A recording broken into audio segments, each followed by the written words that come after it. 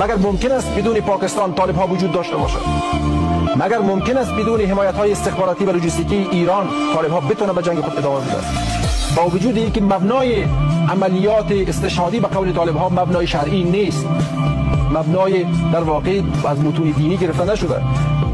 کشتن غیر نظامیان، شما یک هدف دارید در یک جا حمله انتحاری میشه، ده ها نفر دیگه کشته میشه. در کجای صدر اسلام ما دیدیم که برای یک هدف نظامی ده ها غیر نظامی را نیروهای پیامبر کشته باشه برای رسیدن به یک هدف؟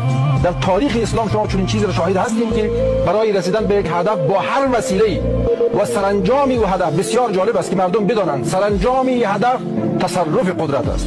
قدرت هم انحصاری، هیچ کسی را مساهم نمیدیم، هیچ کسی را حق نمیدیم و مردم را نمیگذاریم که از کشور بیرون شود. توانمندی مدیریت اقتصادی هم نداریم، توانمندی نظامداری هم نداریم، فقط اسلحه داریم. باید بمانیم و ما را بپذیریم. این در کجای متون دین است؟ ما روان نیستیم، ما ضعف داریم، ما نادانیم، یا شما نادانید، یا شما دارید زورگویی میکنید، یا شما دارین دین را بدنام میکنید.